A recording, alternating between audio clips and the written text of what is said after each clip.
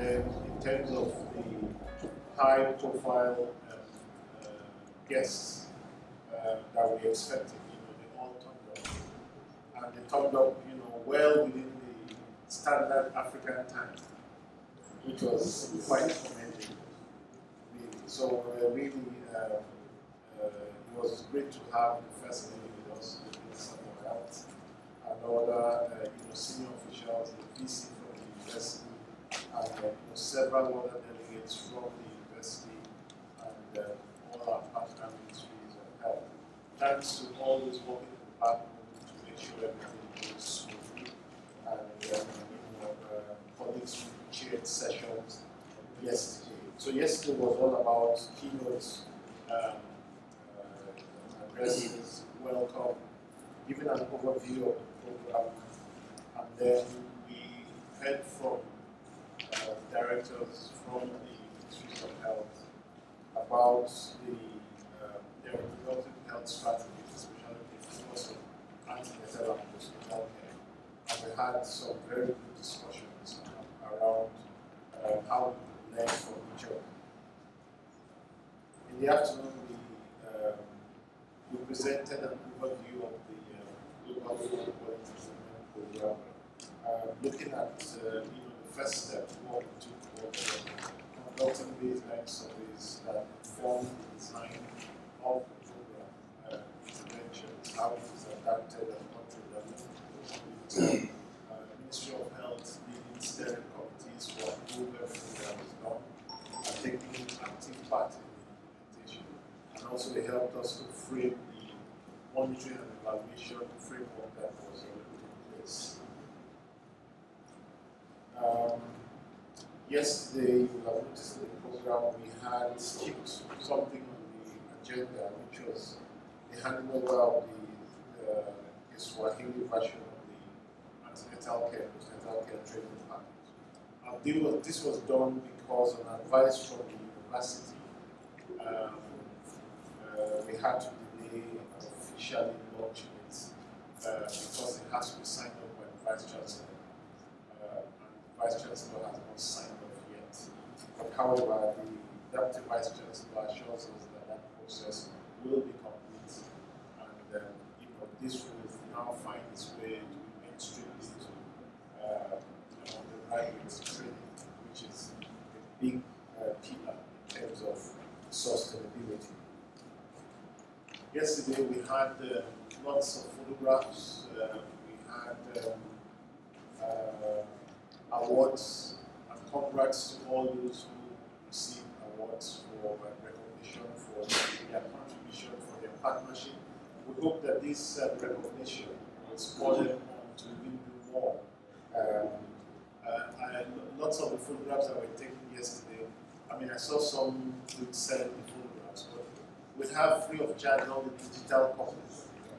I think people who are supporting us in the platform see how you can make this available to people to use in their social media for whatever they want to do. I think you should be very proud of yourself for the awards that you have received. Finally, I think yesterday we ended with some very good conversations around the approaches that we used and presentations from the country teams about the impact of the program. And the way the last session was designed was that they were going to use a few slides complemented by videos to tell the story. However, yesterday was not a good day for technology. Field was massive. But with the team highly repentant, led by Martin, I think we're going to watch the videos now. So we're going to watch the videos for all the 4 teams. And then after that, maybe we can take 1 or 2 questions before we move into the agenda for today. But let me just quickly run through the agenda for today, because once the videos finish playing, I will partake the stage and hand over the management of the morning session to Dr.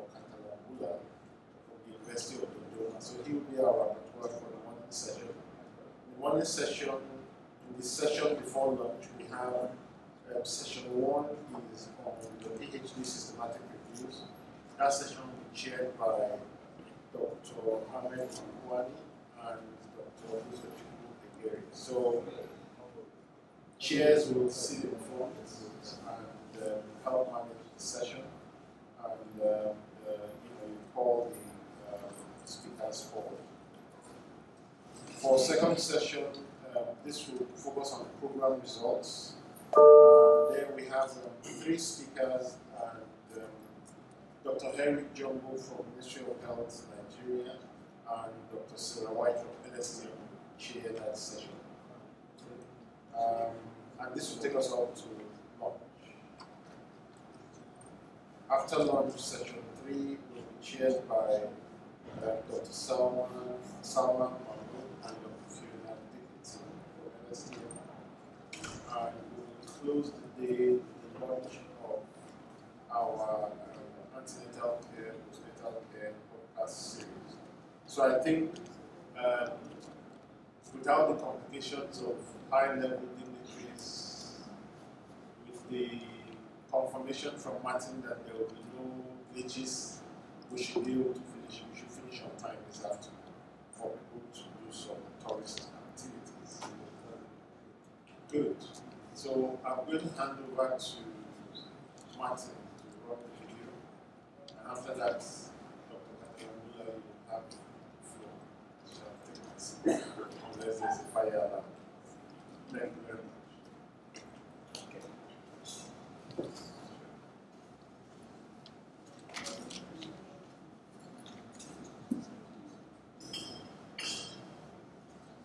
So we have 4 videos that are available.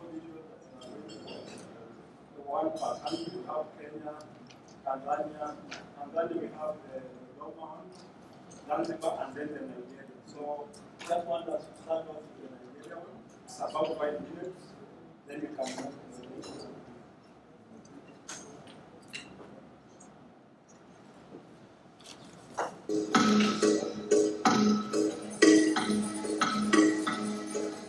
The Liverpool School of Tropical Medicine, in partnership with the Global Fund to fight HIV, AIDS, and malaria, and funding from Takeda Pharmaceuticals, has been implementing a program to improve the availability and quality of integrated services for HIV, tuberculosis, and malaria in antenatal and postnatal care facilities in Kaduna and Oyo State, Nigeria.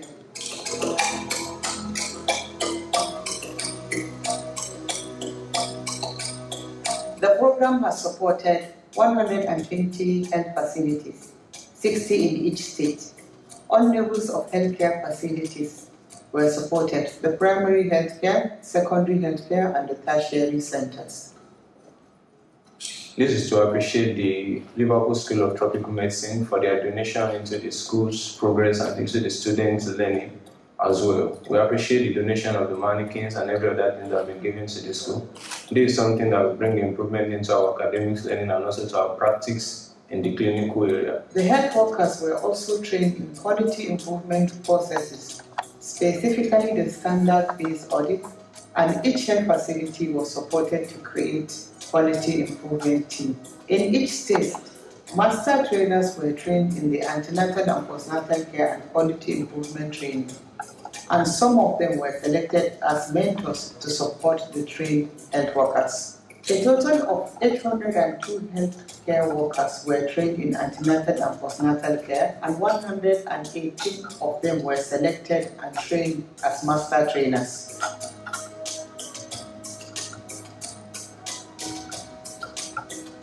Like JAC, na so yi godiya ma NSTM saboda sun koya mana abubuwa akai da zamu kula da masu ciki tunda suka bayar da ciki har su zo haihuwa dama ko abin da ake cewa RMC shi ake respective maternal care da ba mu yi ma mata masu ciki amma yanzu da aka koya mana mun fara ma mata masu ciki aka wanda ya shigo da fara kuma mun ba su fara hankalinsu ya kwanta ko abin da ko wani abu ya damu su daga gida ma sun kwanta da hankalinsu su ji magana ko abin ji nasu. Training has helped me on how to communicate with patients. At first, before the training, we used to do our tests openly, but after the training, we now learned that at least a client needs privacy so that they can voice out their problem. So some people, maybe if they are going through domestic violence, they might not be able to say it in public. So with that privacy, at least they will be free to say it out.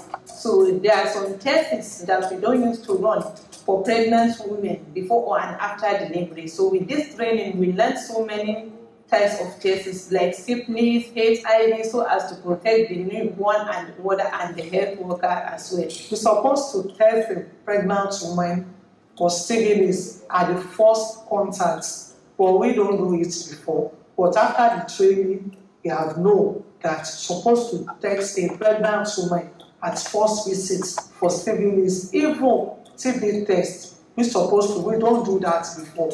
But now that we have received the training, we have started doing it, and it makes a lot of impact within the patients and with the staff too. Through the quality improvement process, several improvements were made. In Oyo State, postnatal care services were not available for all mothers, and there were no specific days for women to attend postnatal care. At baseline, only 31% of women attended postnatal care in Oyo State. However, at endline, over 80% of women attended postnatal care. In Oyo State, new screening tools for mental health and domestic violence were introduced into the antenatal and postnatal care after the training. The greatest achievement of the quality improvement process is the introduction of respectful maternity care. Madam, say to Juada, Jeba, Master, Bama, Kara. Could I get in Wago Baduka, Mamma, Matibodua, Omamunua, June? Mother, can I tell ya? Amafi, Pone, Odo, a better batten organ. Program was supported and received by all the relevant stakeholders in the state, the Ministry of Health and the primary healthcare development agencies. States have taken steps to ensure the sustainability of the program. Oyo State revitalized its dormant state quality improvement process and constituted a quality improvement team at the level of the Ministry of Health that regularly visits facilities to support their QI processes. Kaduna State Primary Healthcare Development Care services. So health outcomes of antenatal care, I think these are better measures of quality of services than service content coverages. And we can still use routine antenatal care services to compare the health burden at the beginning of antenatal care for these pregnant women and at the end of the antenatal care of these women to compare whether the disease burden decreases as they go through the antenatal care or not, in order to assess the effectiveness of antenatal care. And lastly, I think standardizing of the indicators for quality in women experience of care will enable uniform measures for effective antenatal care according to the way the guidelines have been adapted in each country. Thank you very much.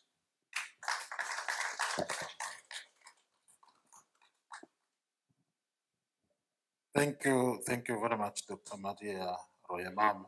I think we'll have the 3 presentations before we move to the Q&A session.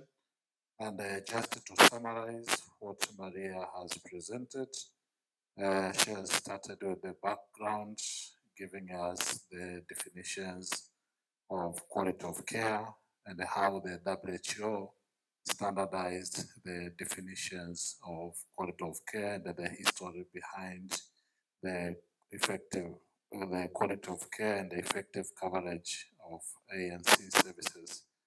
Then later on, Dr. Maria took us through the methodology of her systematic review, where she defined the population where the studies were collected and how the interventions to be included in her study were selected, and what outcomes were selected to be included in the study. What database were searched for the information and where most of the studies came from. And finally, the methodology she showed us on how the data were analyzed, the thematic analysis.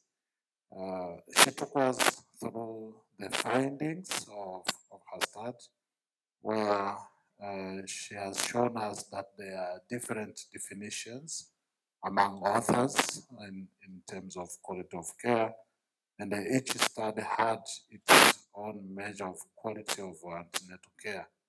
And again, the tools that were used in these different studies also varied from one study and another, but some of them were reviewed and the others were adopted. And she has shown us that the prevalence of quality of antenatal care varied from 12% to 70% according to how it was reported by the recipient. She told us the factors that affected the quality of care, including the recipient site and again the facility site. I think some of, if we have question, we'll ask a question. But again, she emphasized on the role of policymakers in the quality of care. What were the key points according to the presentation? That there are variations in the definition of quality of ANC, quality of care, but also she emphasized that health outcome of ANC are better measures of quality of care.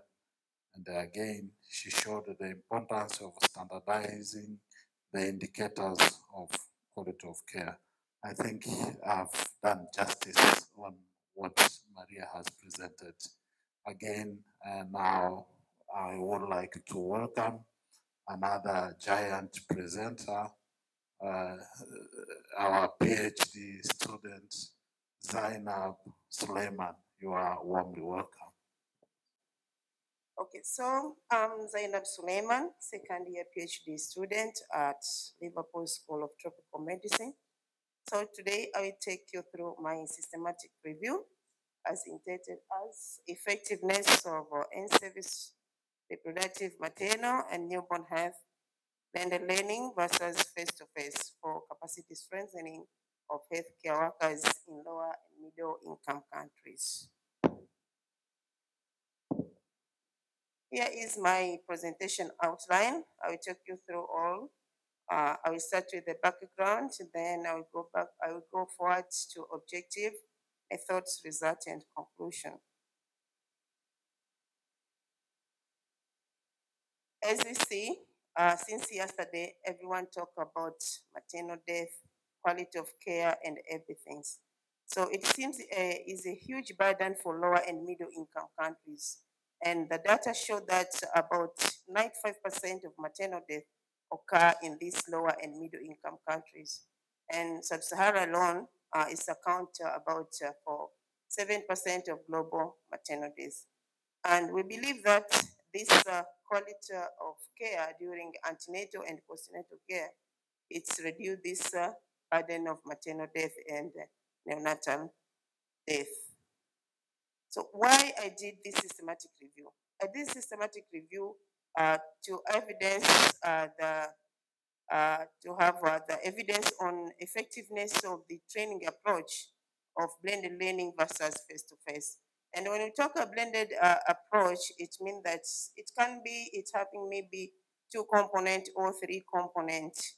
It depends. It can be online training plus with a Zoom session, or it could be online training plus Zoom session, and finally for the face-to-face. And when we say face-to-face, we mean that a pure face-to-face or traditional face-to-face.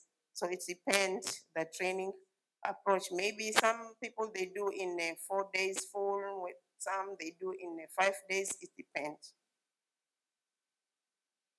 As I said before, my objective is to see the evidence from other researchers on this area, and the review question was the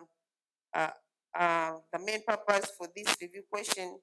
Just we want to see the effectiveness of this blended learning and face-to-face, and to do comparison to see which method are very useful to use in building capacity to the healthcare workers.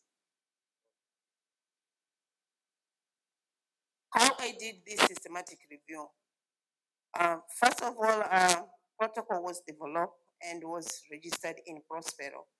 And then we go for database for searching those articles related to our study.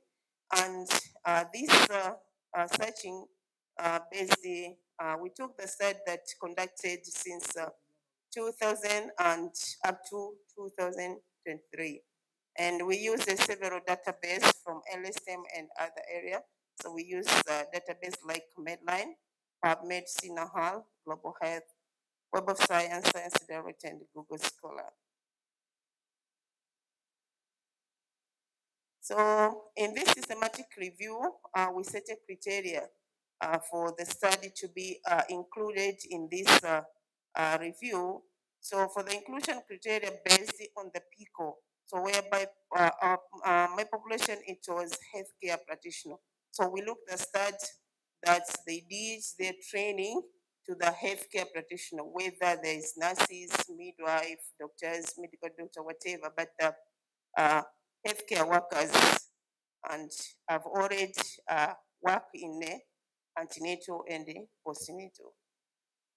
So for the intervention, it was a reproductive, maternal, and newborn health. So for those that study talking about antenatal, postnatal training, immunization, breastfeeding, essential emergency care, essential newborn care, emergency obstetric care, all of this based on the reproductive and maternal health were included in this study.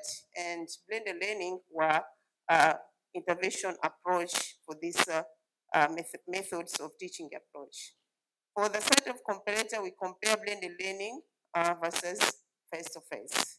And for the outcome, we look at those studies that they did their training in blended, whether in blended or face-to-face, but we use the Kirkpatrick model to evaluate the training evaluation.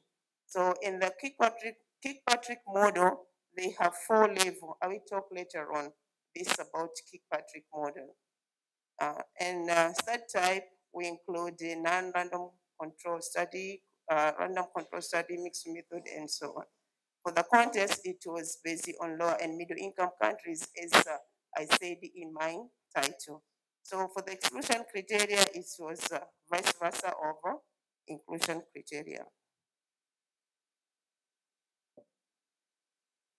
So how we go or how we do a screening until to have this result. So after doing a searching of different articles from different databases, we use EndNote to import these all references. And then after that, we use a co-evidence platform to import this all reference. And then we starting with the screening. So we do a screening of title and abstract, and also we do a screening for full text screening. And this screening was done by myself and other authors, and we had a third author that who come for the resolution, or if there is any conflict. So we after that we agree, and then we agree if the study is included or not included after that. After doing a screening and full text screening, we go beyond on data extraction. So this data extraction, I do it myself. From this data extraction, we develop a template and we put in a confidence platform. And this data extraction, we extract a start from author name, year of publication, setting, aim of the study, design, participant, intervention, as I said, based on RNMH, teaching approach, outcome measures. Also, we extract about the study result, how they did and how they found on their studies.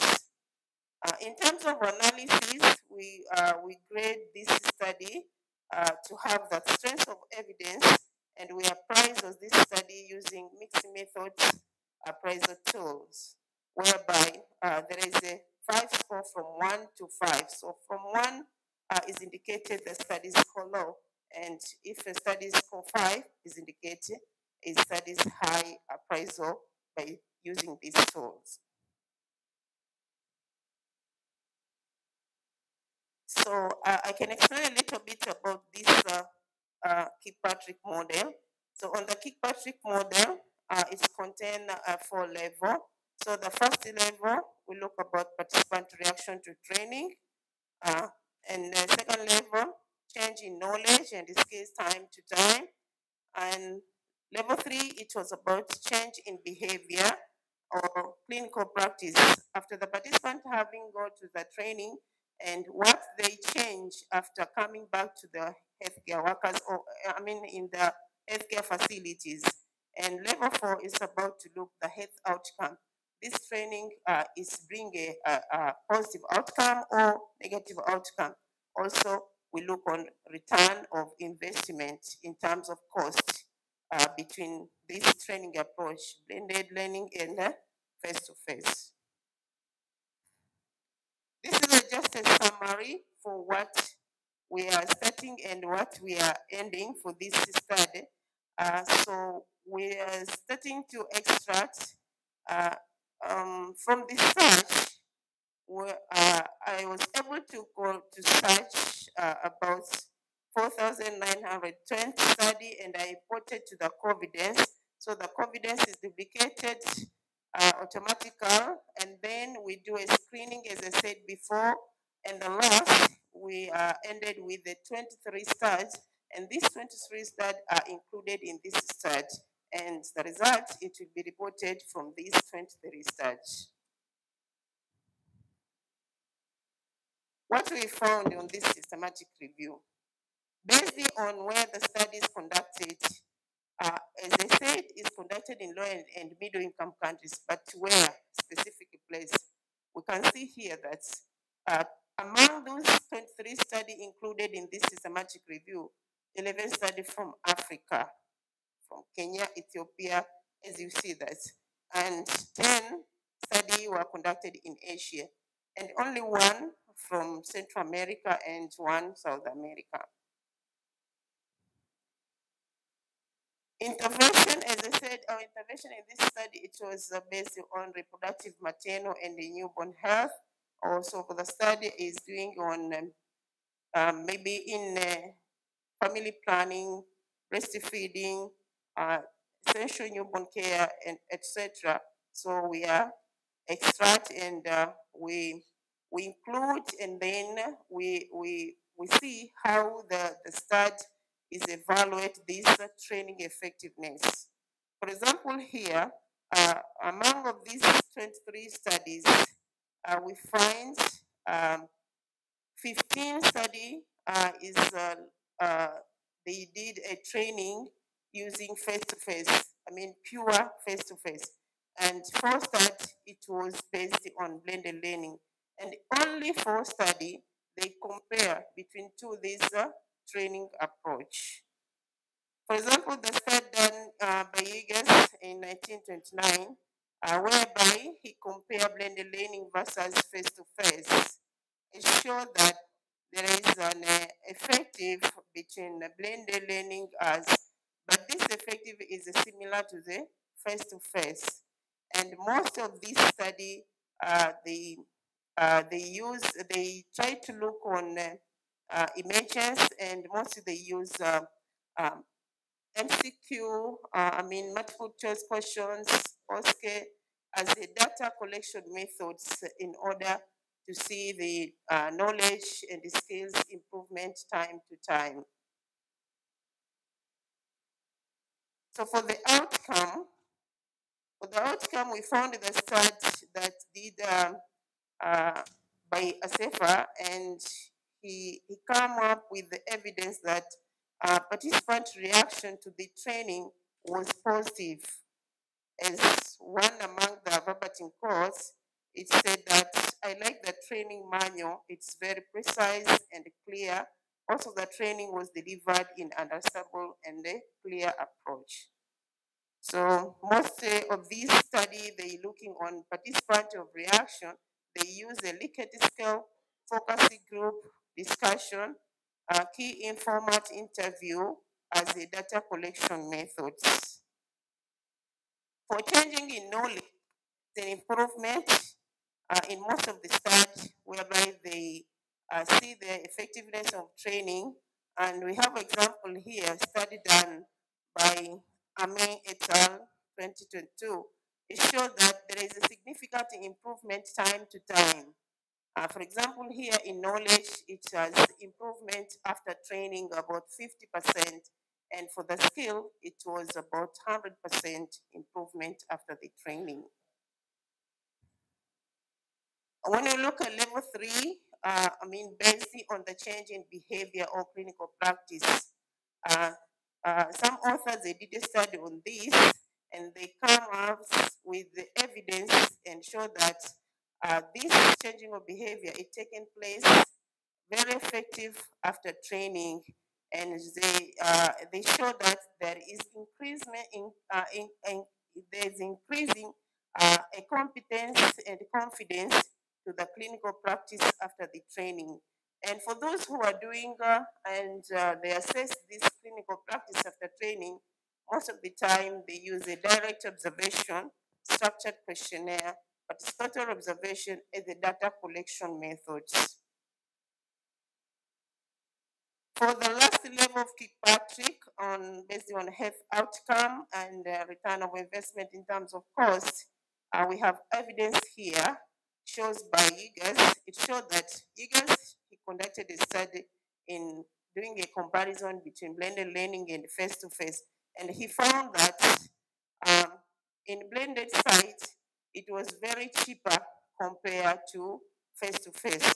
If you see here, he was able to save about 616 US dollar when using a blended learning compared to face-to-face.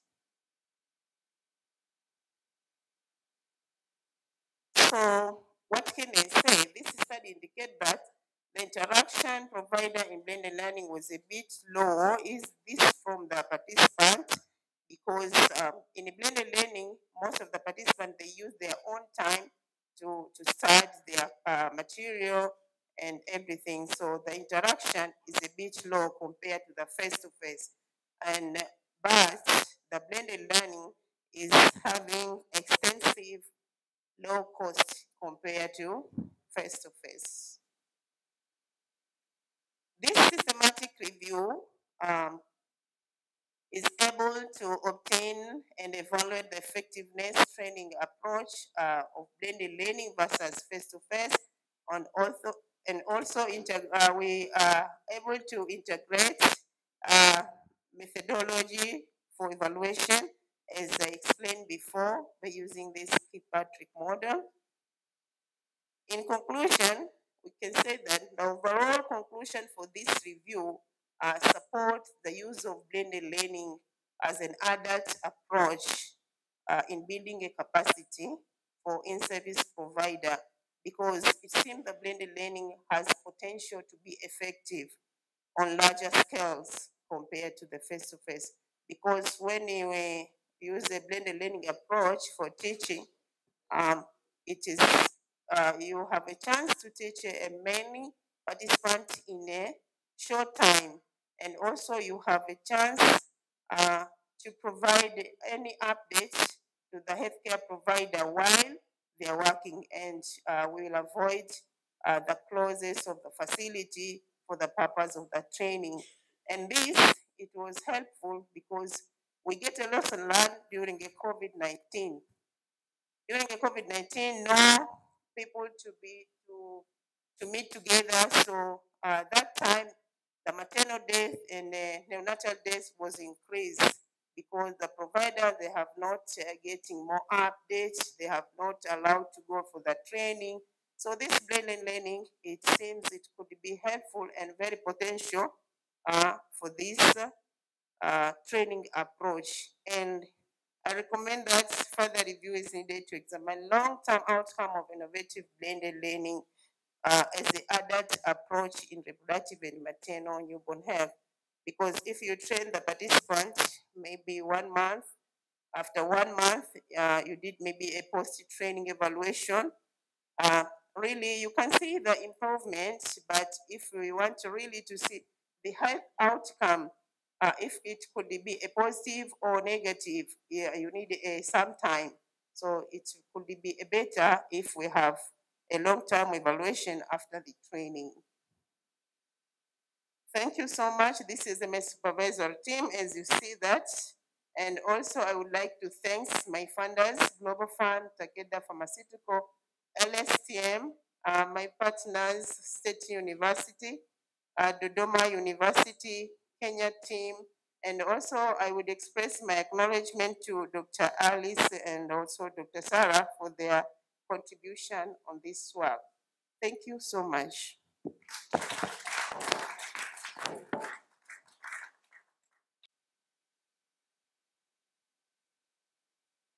Hello, good morning and good afternoon to everyone. My name is Umir Ahmed Abubakar, a third-year PhD student. With my supervisors, Professor Charles, Dr. Fiona, and Dr. Mariam. Today I would like to discuss about my systematic review, focusing on the prevalence and risk factors of domestic abuse and mental illness among pregnant and postpartum women.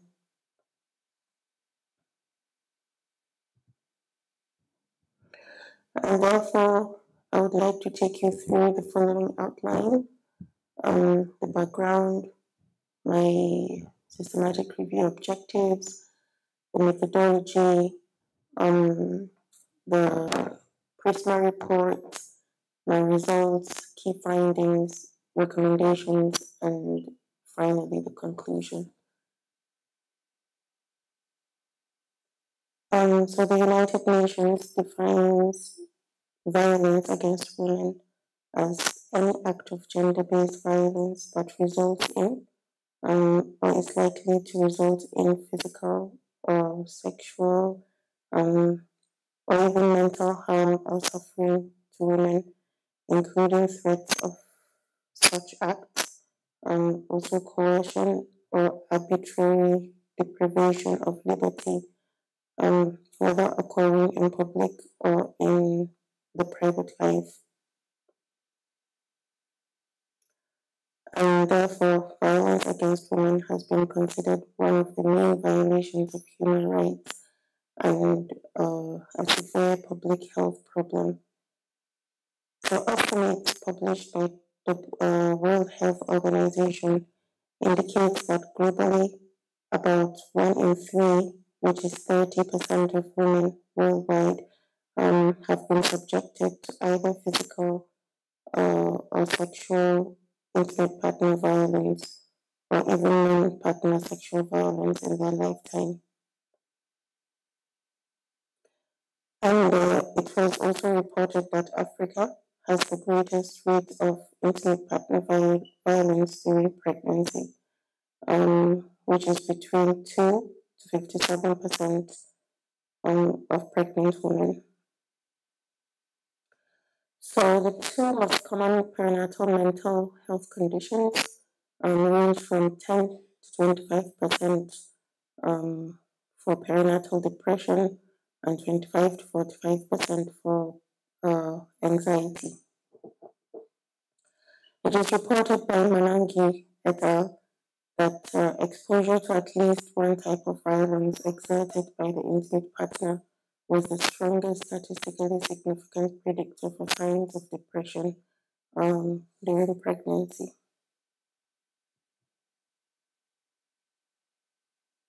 So these are my systematic review objectives. to assess the prevalence and the risk factors of domestic abuse and mental illness separately among pregnant and postpartum women in sub-Saharan Africa. And at the end, I will also assess the relationship between domestic abuse and mental illness among these vulnerable populations in sub-Saharan Africa. So for the methodology, clear inclusion and exclusion criteria were used for screening to identify papers for data extraction, and studies included in this review were from 2014 to 2023. A protocol was developed and was registered in Prospero before starting the review, in which we used the confidence software for the screening process while adhering to the PRISMA guideline. For data analysis, we used two different methods. We used the meta-analysis to assess the prevalence of domestic abuse and mental illness, and we conducted a narrative synthesis to identify the risk factors while framing these risk factors using the ecological framework levels. So this is the report, the PRISMA report of the screening process. So first we yielded around 14,492 papers, and then at the end, after screening for the title and abstract, we ended up with, we included 79 papers, in which 35 papers were for domestic abuse and 43 papers were for mental illness.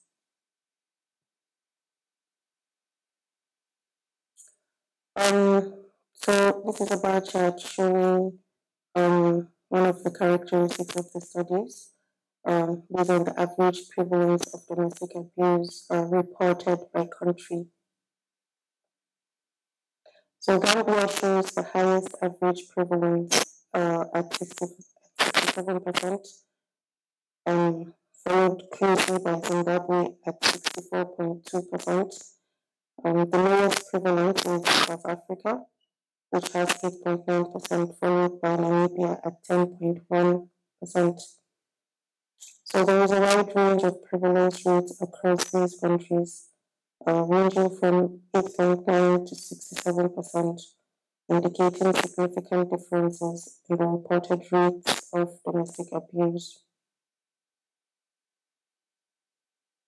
So for the average prevalence of mental illness by country, as we can see, Eswatini has the highest prevalence at 47.4%, followed by Ghana at 35%, then Kenya at 33.6%, and then South Africa at 33.9%. So the lowest prevalence is seen in a study which was conducted in two countries, Nigeria and Ethiopia with 17.8, and also Malawi with 17.8 also. So this overall trend remains similar, with some African countries showing higher prevalences of mental illness than others. So these differences could be due to various factors such as healthcare systems, socioeconomic conditions, or cultural factors also affecting mental illness reporting.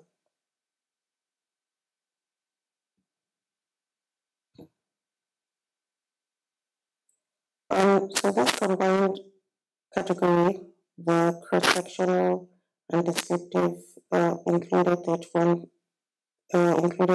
studies, which appears to be the vast majority of studies that reported in the review. And then other study designs were also used, once from one study each.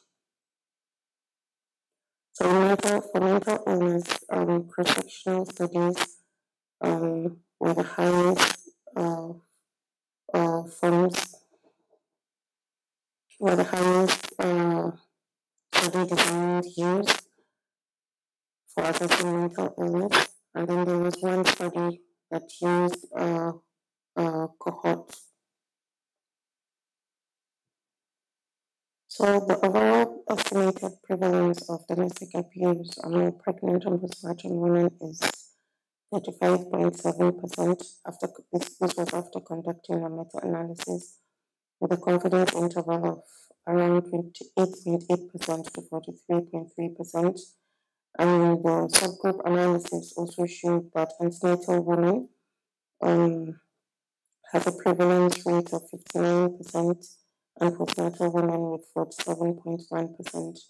So we can see that the difference in prevalence between antenatal and postnatal women was not statistically significant. So also, the WHO questionnaire was used the most, followed by the structured questionnaires. So these structured questionnaires is not merely one questionnaire. There are several studies that reported using a structured questionnaire without identifying a name for the questionnaire. And then the two lowest tools used with the abuse assessment screen tool and the conflict tactics scale. So we conducted a narrative synthesis to identify the risk factors. There was high level of heterogeneity within the risk factors, and as such we categorize them using the ecological framework, which focuses on different levels, including the individual level, the relationship level, the community level, and the societal level.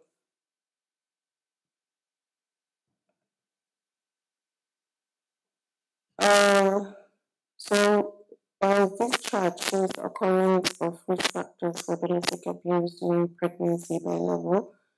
As you can see, partners' alcohol consumption, which is from the relationship level, appears to be the most frequently mentioned risk factor, with 7 occurrences, which means reported from 7 countries, from 7 studies. Then lower educational status and unplanned or unwanted pregnancy, which are both in the individual level, are the next most frequent risk factor, which is 4 occurrences. And then we have the rural residency in the community level. This is also a notable factor, which was mentioned 3 times. So some factors like witnessing maternal violence as a child or gender role socialization were mentioned only once in these studies. The relationship level seems to have the most varied distribution of factors, ranging from high frequency, that is the partner's alcohol consumption, to lower frequency, which is the lack of shared decision making and marital conflicts. So the community and societal levels have fewer factors overall, but this doesn't necessarily mean they don't necessarily mean they are less important or they are less significant. It might reflect the focus of the studies or the complexity of measuring them.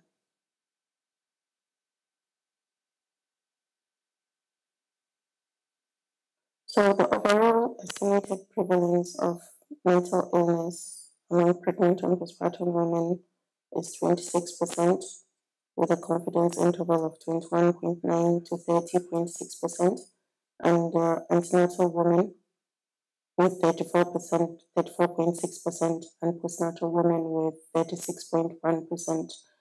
and therefore the difference in prevalence between these antenatal and postnatal women was not statistically significant. So as you can also see, the two mostly used within the studies, between the studies, is the Edinburgh postnatal depression scale, followed by other. So this other has different just structured questionnaires which names have not been identified. So as such, we group them based on other. So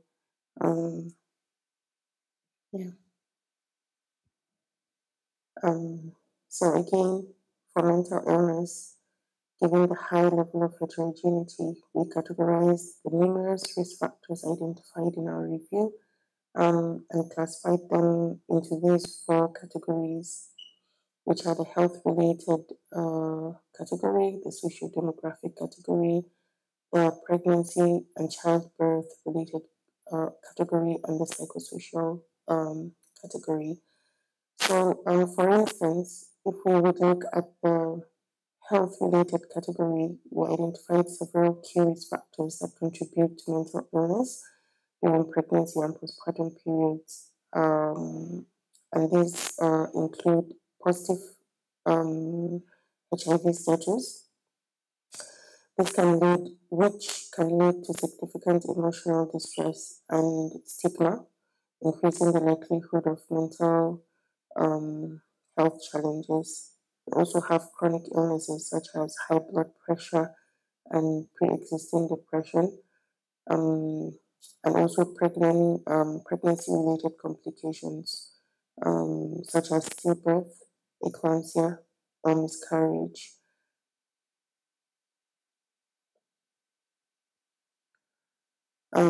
So this chart looks at the distribution of main risk factor categories by number of studies.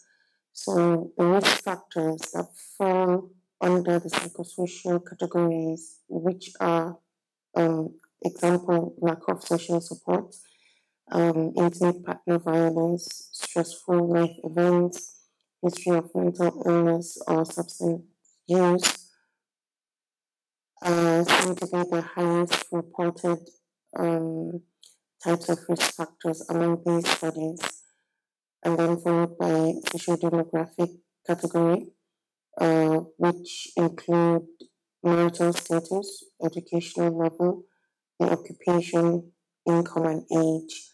And then the lowest is the pregnancy and childbirth related factors, which are unplanned pregnancy or pregnancy complications and mode of delivery.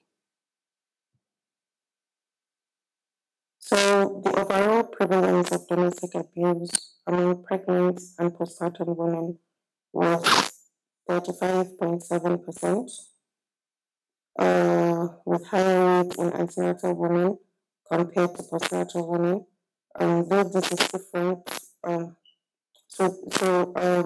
this difference was not statistically significant, and also mental illness prevalence was 26%, with similar rates between antenatal and postnatal women. And then the key risk factors for domestic abuse included lower educational status, unplanned pregnancy, partner's alcohol consumption, and rural residency. So for mental illness, major risk factors were lack of social support, history of mental illness, and pregnancy-related complications. So future research recommendation would focus on investigating how cultural and socioeconomic differences influence domestic abuse and mental illness risks, and also conduct studies tracking the lasting effects of domestic abuse and mental health issues over time, and also to assess how well current support programs for domestic abuse and mental health work, and identify areas for improvement. So, in conclusion, addressing domestic abuse during pregnancy needs a comprehensive approach, targeting causes like substance abuse, education gaps, and family planning. And lastly, interventions should educate couples, reduce alcohol use, and support unplanned pregnancies to reduce violence. So I come to an end of my presentation, and therefore I would like to thank my supervisors and the following listed names: an LSTM International Public Health Team for all the support given while conducting and still conducting the systematic review. And thank you everyone for sparing the time to listen to that presentation. Thank you. Also part of the systematic review that I performed. So I'll be taking you through the background. Study methods are not so different from the previous one. The results, the discussion, conclusions and recommendations, and study limitations, and then the vote of thanks. So WHO introduced the 2016 antenatal care model, and these are timely and evidence-based antenatal care services that are aimed at reducing the mortality and morbidity.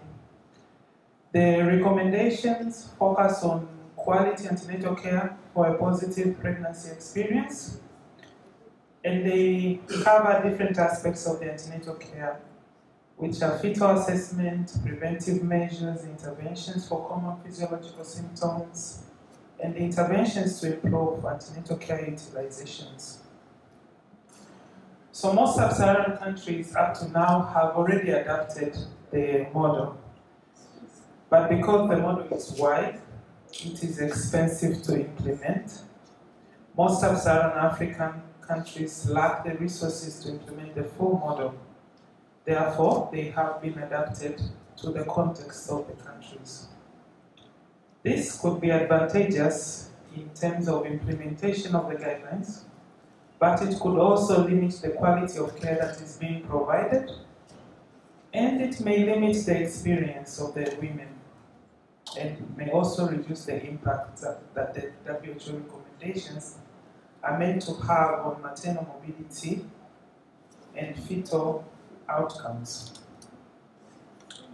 So we conducted a systematic review with the same population of pregnant women aged 15 to 49 and the same intervention, and this time our outcome was the coverage of the WHO recommendations. And we performed searches on SINA, Medline, and Global Health through the LSTM iteration of the EBSCO Discovery Service tool. And we also searched the GLAY literature, which are the Demographic Health Survey and the UNICEF Multiple Indicator Cluster Surveys. And then we analyzed the data by calculating the weighted percentage coverages of the antenatal care services using SPSS. So at the end, we had to review full text for 268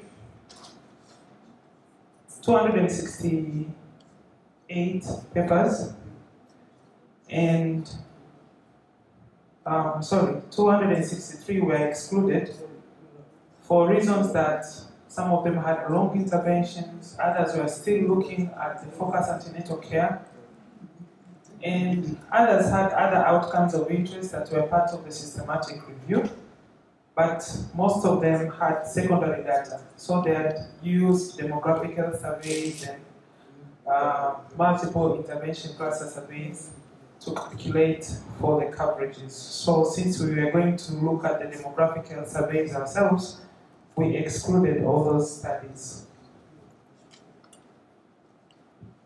So the percentage coverages for the WHO recommendations, we grouped them into the coverage of the visits, testing and screening, the coverage of fetal assessment, counseling services that are being provided, and preventive treatments during antenatal care.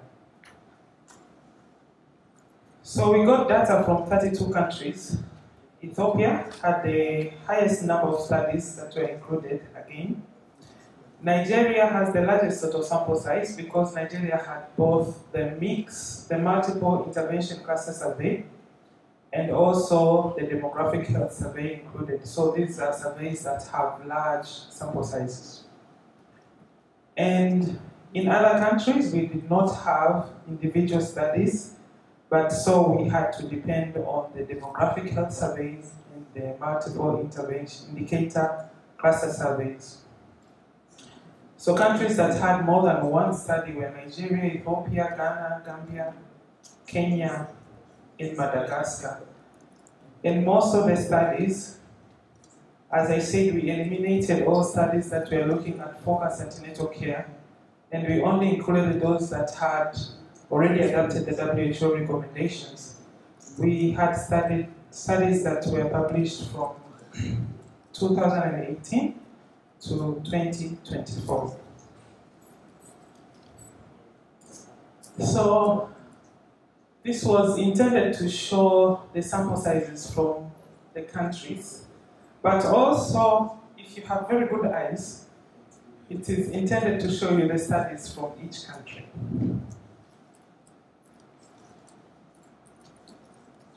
So, to start with, the results will look at the coverage of the visits, the testing, and the screening during antenatal care. And 26 of the countries have a coverage of less than 60% for early antenatal care booking. And all the included countries have a coverage of less than 30% for more than 8 contacts. Other than the DRC and Madagascar, the rest of the countries have a coverage of more than 60% for women's blood sample taken for investigations, and we have a good coverage as well for urine sample being taken for investigations, except Mozambique, DRC, Madagascar, and Malawi. At the same time, blood pressure measurement during antenatal care in all the sub-Saharan African countries that we had data on was more than 65%. So as you can see, this is a bar chart that is showing results for the first antenatal care booking. And Tanzania, Kenya, and Nigeria, we are all well below 40%.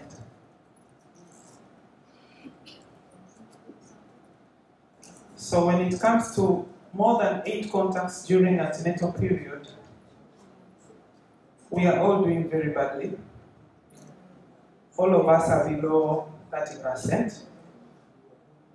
Tanzania and Kenya are below 5%, as was presented yesterday. So when it comes to blood samples being taken during pregnancy, sub-Saharan African countries are doing quite well. Women who had their urine sample taken, most of the sub-Saharan African countries are doing well, other than Madagascar and Malawi.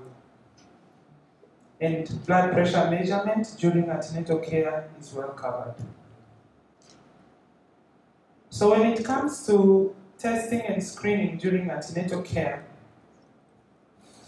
testing and screening for HIV is more than 60% in most of the countries. And in some countries, especially those that had more than one study being included, as a result of the location of the studies, there were variations in the reported values. And these variations in the reported values led to the overall coverage of these tests to be lower. However, we found paucity of information on ultrasound screening, TB screening, malaria screening coverages. The malaria screening coverages is because of the data being in different data sets. So data sets for malaria and the interventions for prevention of malaria are in a different data set from that of pregnancy and birth. Therefore, when we are analyzing the data sets, it's kind of difficult to combine the results. Maybe I'll get more inputs from other statisticians in the room.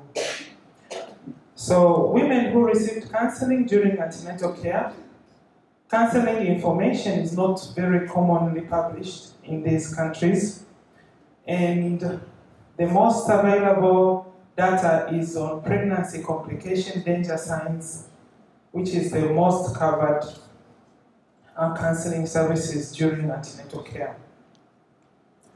So we have information on diet and nutrition, and as you can see, most countries are doing well, more than 60% on counseling services during antenatal care. For fetal assessment, fundal height and fetal heart rates are well monitored during the antenatal care visits for the countries that we had information, and it shows more than 90% coverage of these services. So when it comes to preventive services, that is iron and folic acid, tetanus injection, and the IPT during antenatal care, treatment for the prevention of anemia, tetanus, and malaria has high coverage. IPT coverage is low in Benin, Madagascar, and Zimbabwe. And iron and folic acid supplements are highly covered in sub-Saharan African countries. So, when we look at the WHO recommendations, the 2016 antenatal care model, it mainly emphasizes the positive pregnancy experiences. And this encompasses effective clinical practices, relevant and timely information given to the pregnant women, psychosocial and emotional support from knowledgeable and competent healthcare professionals. So the challenge that we got really is matching the indicators that are being used first in the surveys or in individual studies with the recommendations of antenatal care. So, first of all, the indicators are not uniformly described, and they also give an ambiguous picture of the actual contents of care. For instance, all surveys are only talking about percentage of women who had their blood sample taken. Doesn't give the details of what investigations were done or when those investigations were done. Another thing is that urine sample was taken. It doesn't say which investigation was done, when, and how many times that was done. So it becomes difficult to really conclude that there's actually practices that are aligned with the recommendations of the WHO model. But all that being said, these indications are not tailored towards the WHO recommendations for antenatal care. So when you look at iron and folic acid, let's say, most of the time the indicator is iron and folic acid was given. Not for how long, not their adherence, nothing like that is implicated. And at the end of the day, we look at the quality of the services. We are supposed to prevent the development of anemia in these pregnant women. But if we are not sure how much folic acid is given and for how long, and we're just looking iron and folic acid was given, so it is not going to tell us the quality or the extent to which we are successful. And then hello? So one of the major aspects of the model is early antenatal care contact and also more than 8 contacts. This is supposed to increase not only the contact, we changed from visits to contact because visits would mean just a woman goes to the health facility, visits, and then comes back. So the contact means that we are also looking at the content of the services that are being provided. So when we look at sub-Saharan African countries, as I've already shown, all of us have not been able to attain the 8 contacts. Yes, you're going to say we have attained 4 contacts, but the kind of model that we have adapted is 8 contacts. And all these recommendations are spread out through these 8 contacts. So if we are not achieving the 8 contacts, meaning that we are not effectively giving the care that is needed by these pregnant women. So in other words, we have failed to implement the WHO model. We are trying, but we haven't achieved it. So we have achieved good coverage of parts of the content of antenatal care, as I've shown. But then, the way we have put our indicators does not really say much about the services.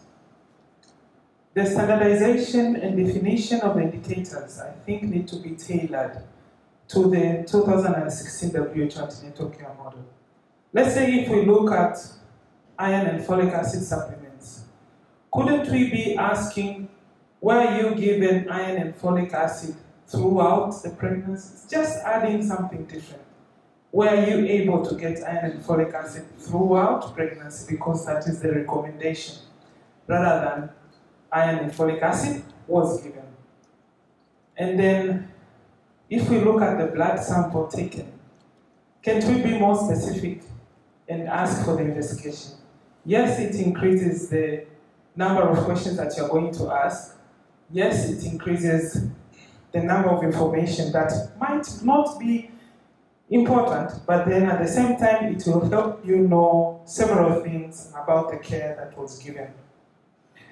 And at the same time, I think it is important to invest in the health system, community mobilization and awareness, and therefore to enhance the utilization. And this will enhance the contacts for the pregnant women. And at the same time, if we have more contacts, then we can say that we can assess how many of these women are actually getting the services that we want. But if they're not coming, how can we assess that they're getting these services?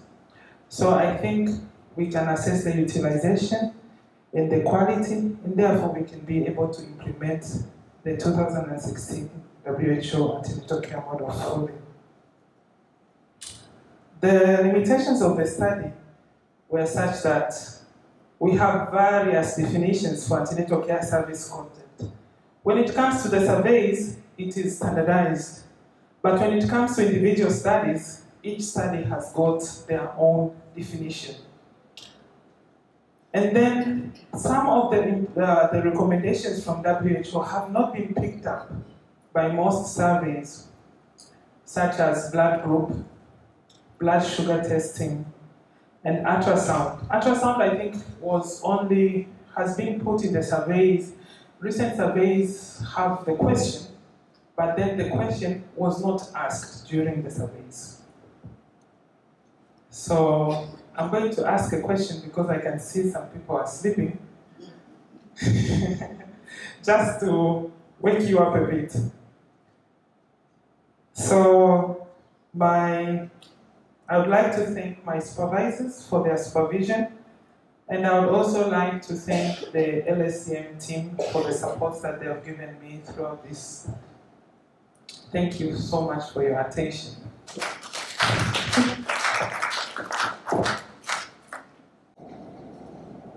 Okay. I think I can introduce again. My name is Zainab Suleiman, second year PhD student. So I'm here to present some preliminary findings from my PhD work based on improving the effectiveness of the reproductive health and service capacity strengthening program. This project was implemented in Tanzania, Dodoma, Zanzibar, and Kenya. So my work, it was about to compare these two training approach, which one is effective to use in building capacity.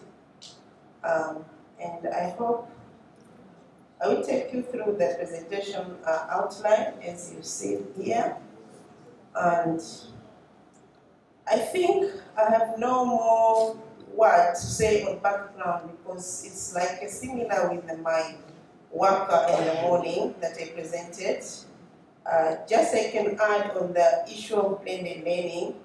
So for us on this PhD work, the project, they implement the training through this blended learning. And for our site, we use blended learning. Our blended learning, it has contained 3 components.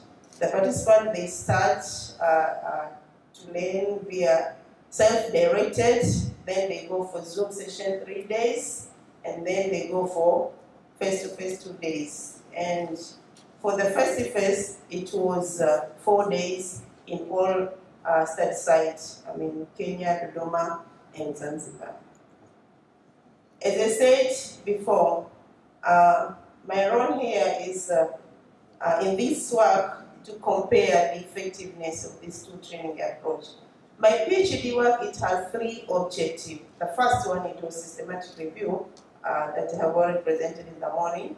And the second one is to compare this effectiveness. And the third one is based on to see the cost effectiveness. But today I will not present the cost effectiveness because the work is still ongoing, not yet completed.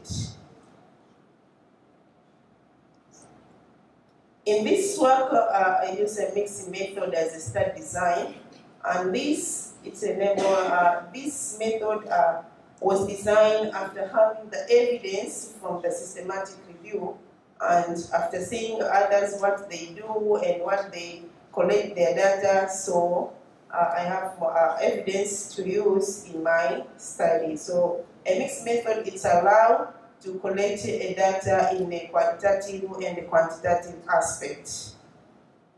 And in this study, provider of antenatal and postnatal care under Global Fund facility, because since yesterday, they present the implementation project, how they did and how they select this facility. So this study based on evaluation of this effectiveness under this Global Fund facility, whereby Kenya, it was 61 facilities, Zanzibar, it was 10 facilities, 6 in Unguja and 4 in Pemba, and Dodoma, it was 20 facilities.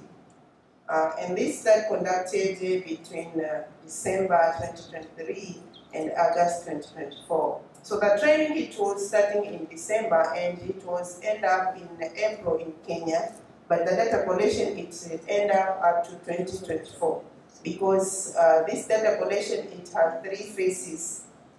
We collected data during the training before the participants starting their training, and we collected data immediate after finishing their training, and also we conducted data 4 months after the training. So that's why you see this training, this data collection, it was started since 2023 December up to 2024 in August.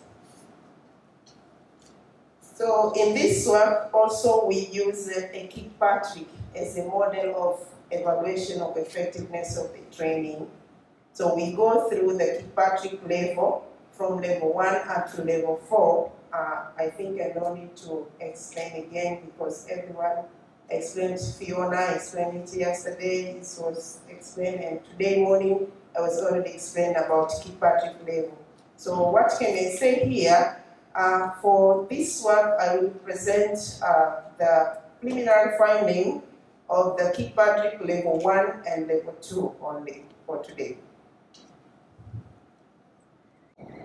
And another thing, in this work, we use multiple choice questions, structured objective clinical survey as a data collection tools in terms of evaluate the participants' knowledge and skills, changing in knowledge and skills time to time. And also, I was conducted a focus group discussion to obtain the participants' reaction toward the training from blended learning participant and face-to-face participant. And there was conducted 12 focus group discussion from these all sites of my study site, from Kenya, Dodoma, and Zanzibar. And also I was conducted key informant interview, 60 key informant interview, one from each teaching approach.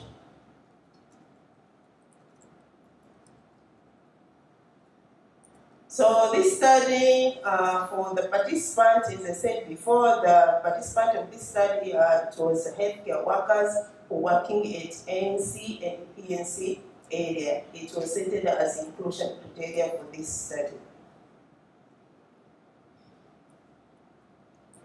I don't need to explain this more. So after collecting the data, we go for analysis. So for the analysis, we analyze our study by using 2 test sampling to compare the effectiveness of 2 training methods. And we set as 0.05 as a statistical significance. And for the qualitative, we use thematic analysis. And then we use Vivo as a platform for data analysis. And for the thematic analysis, we go through all 6 steps explained by Brown and Clark, whereby we need to be familiarized to code, to initiate code, and so on. And finally, we did a writing. So for the 6 steps of Brown and Clark. In level 1, the results show that under perception on cause and content or design, the results show there is a positive perception from the participant. As we evidence here, the participant from Kenya, from blended group, he said that what I like about this course is the design, the topic are summarized such a way that is easy to understand. It is look like same with the participant from face-to-face. When we come to participant reaction and perception on impact of training, participants, they react the same in these 2 methods. And they say, we can see here, participants from face-to-face in Zanzibar say, many of us, we had IUDs but didn't know how to handle them. Alhamdulillah, we are well trained and can now manage them effectively. So we recognize that in the facility there is some equipment available there, but the healthcare provider, they are not how to handle it, how to use it. From this training, they benefit, and now they express their perception and their confidence on how they can handle it, and they can, in order to improve our care to be quality. So for those who need these IUDs and other clinical practice or other procedure, so for now, we believe there is no problem in our GF facility, because we believe that we build a capacity effectively. When it comes in terms of knowledge and skills, you can see here, we have these boxes. In this side, it represents blended learning approach in terms of skills and knowledge, and also in terms of pre-training, test, immediate test after training, and 4 months after training. It's the same as here in the face-to-face approach. When you see this graph, it shows that generally, I can say that it shows there is no statistical significance between blended learning approach and face-to-face approach. It seems it has the same effective on building this capacity. Even though we can see there is a significant improvement in terms of knowledge, retention, and skills time to time. When you see the scores before training and the scores after training, it shows there is an improvement time to time. So in general, I can say, as I said, no significant way, so long as the p-value is greater than 0.05. And for the site of perception, as I said before, it shows there is a positive perception to all group, from blended learning and face-to-face.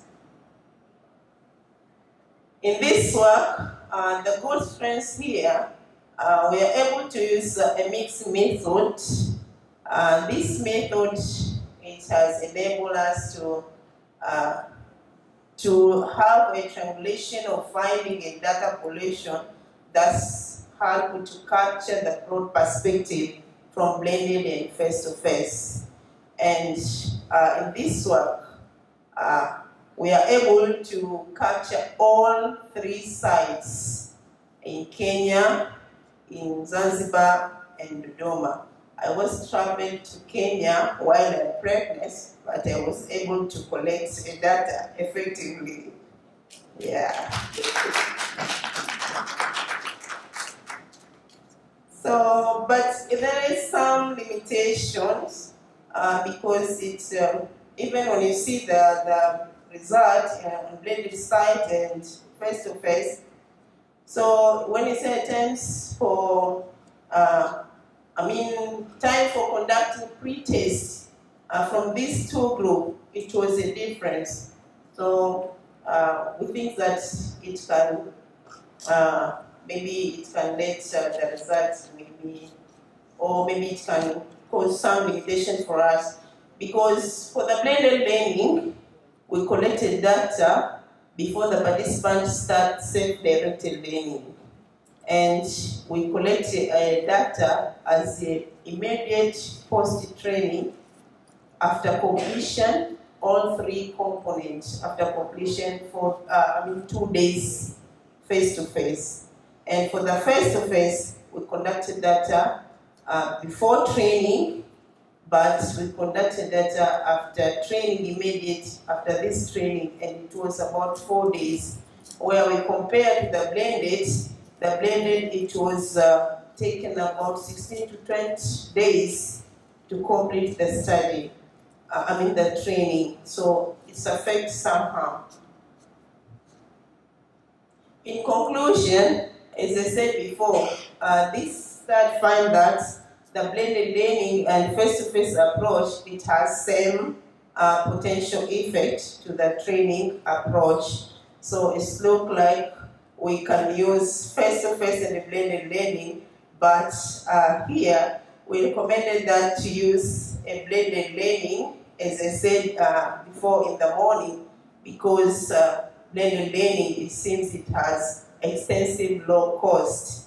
This evidence from my systematic review also is evidenced by the study done by Dr. Alice et al. On feasibility of blended learning. Also to show the cost of implementing blended learning is very low. And I will come with the result, of course, in this work later on, not today. So also, in a building capacity, as I said, most of my work is looking like a repetition, but it has a meaning, because the one is the first one, it was systematic review to see the evidence from other authors. And this is it was a really work what we did in the field. So as I said, blended learning we are recommended to use in lower and middle income countries. And from this result, I believe when this finding are completed, it will help to enhance the policymaker, decision maker, to see how can change the way of teaching or building capacity to the healthcare workers. And I hope they can agree with me, blended learning is very effective because it captured a large people in a short time. So thank you so much for your attentive listening. Here is my supervisor team as usual. And also I thank the Global Fund and Takeda Pharmaceutical and the LS team and all team from Dodoma, Zanzibar, Unguja, and Pemba, because Pemba and Unguja, so I was not able to travel to Pemba that time, but project, partners from Pemba, they did this work very effective. And even in Kenya, we go to Garissa, and we are afraid if we can go back to Nairobi because the weather is starting, the rain and so on, so we are afraid. But hopefully, alhamdulillah, we complete it very effective.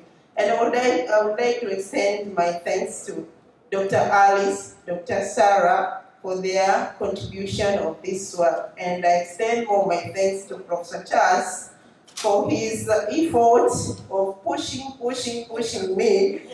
It was very hectic and very stressful, but finally, I'm glad and I'm proud of this, because without his pushing and pushing, I think I could not be able to reach this finding in some point. So thank you so much.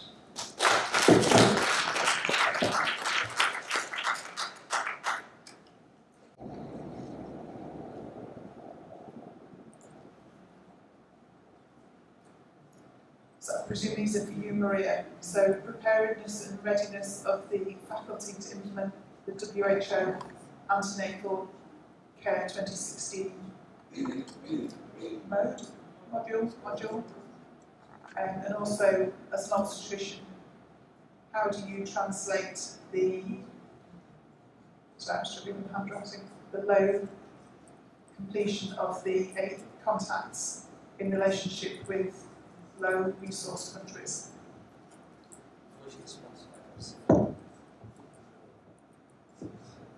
Thank you for the presentation. I think it may not be directed to Mario, but it's a question for all of us. The 2016 WHO model for ASC and the performance of all countries for the two indicators of the early beginning of the first trimester attendance and also the 8 visits. It's quite obvious that the 8 visits are becoming a mouthful for countries. And therefore, isn't it time to really review and look at this? It may be an ideal situation, but it's not practicable in the setup where we are. 2016 to now is almost 8 years, and as countries we are struggling. Is it a recommendation that is feasible and that's practicable? And what do we have to say about this? Good morning and good afternoon. My name is Omi Rahmat Abubakar. I'm a third-year PhD student. We'll carry on with the questions after. As such, I would like to take you through the following outline, starting from the background and up to the conclusion. Domestic abuse.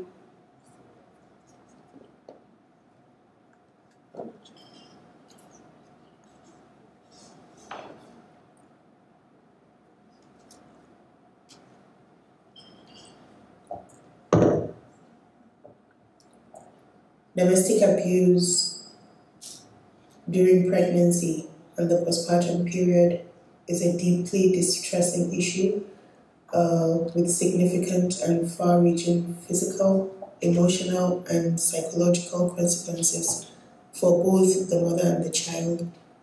These consequences could be or could result to miscarriages, infections, premature birth, or even injury or death to the baby. According to the World Health Organization, 1 in 5 women experience domestic abuse during the perinatal period, and of which 20% of those women experience perinatal mental health conditions.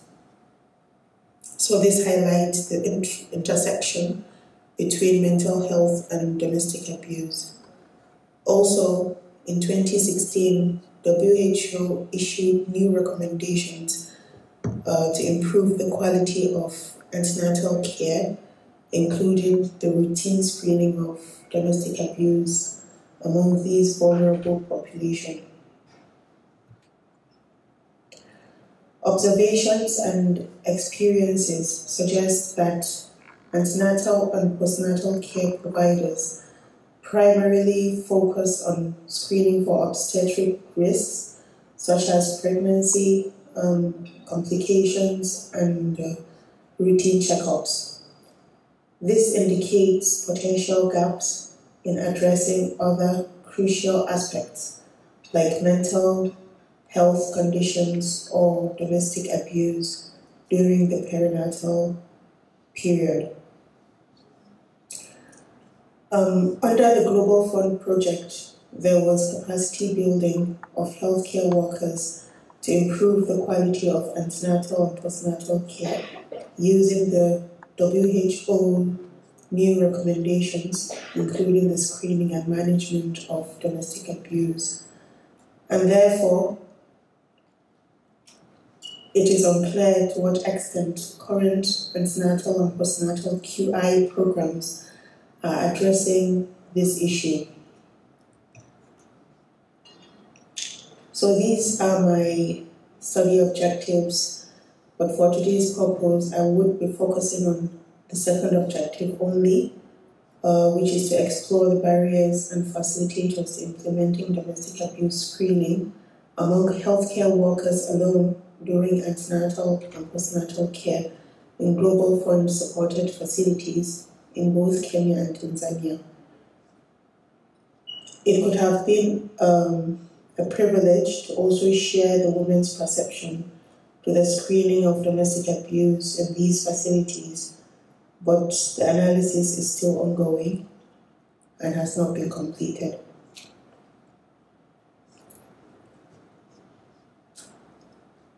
So first, we obtained ethical clearance prior to commencing the data collection. We conducted 6 focus group discussions, 1 each from country and district, with 8 to 10 healthcare workers in each group, whom are offering antenatal care and postnatal care services in these facilities. We also ensured that participant information sheets were distributed well in advance of the focus group discussions, allowing participants sufficient time to review the details. Additionally, informed consent was obtained from all participants immediately before the start of each focus group discussions.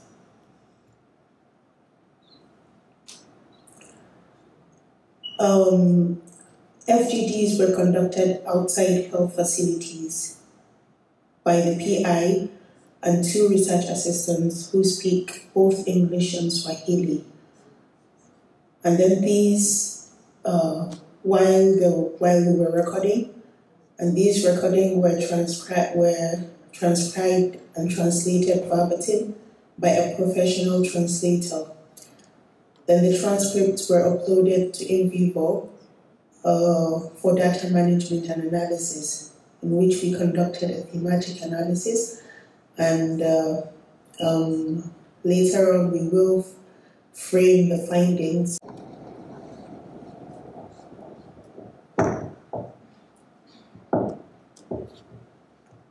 Okay, can we give another applause for those presenters for their good job on that? Thank you so much. So now it's the time for questions and answers. So anybody with a question, please? Can you raise it there?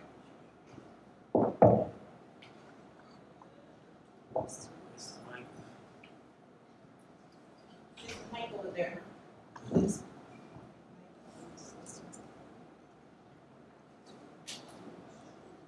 Thank you very much for the work well done. And let me appreciate all of them, all the presenters. They have put in more energy. I appreciate them all. The first one is just a comment.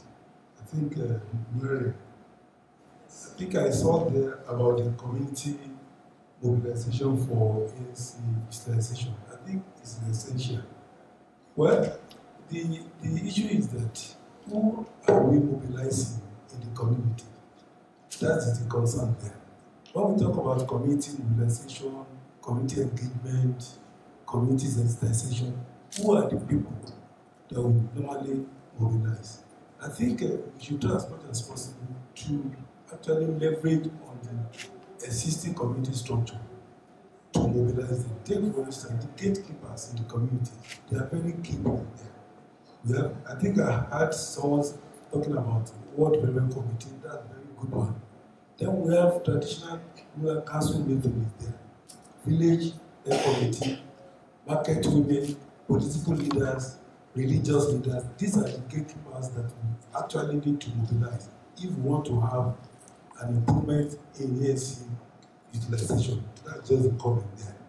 Then to Dr. Zena, yes, very good one. I think your study is a kind of mixed, method, both quantitative and qualitative. Yeah, you spoke expressively well on qualitative, but for the quantitative, I think I saw where you put MCQ with a possible score of 30 at baseline. So I want to be clear about it. Was that a mean score? I think if you want to compare knowledge, pre-post or group 1, group 2, first of all, determine the mean score for the first group. Then thereafter, we determine the mean score for the second group. In place of a pre-post,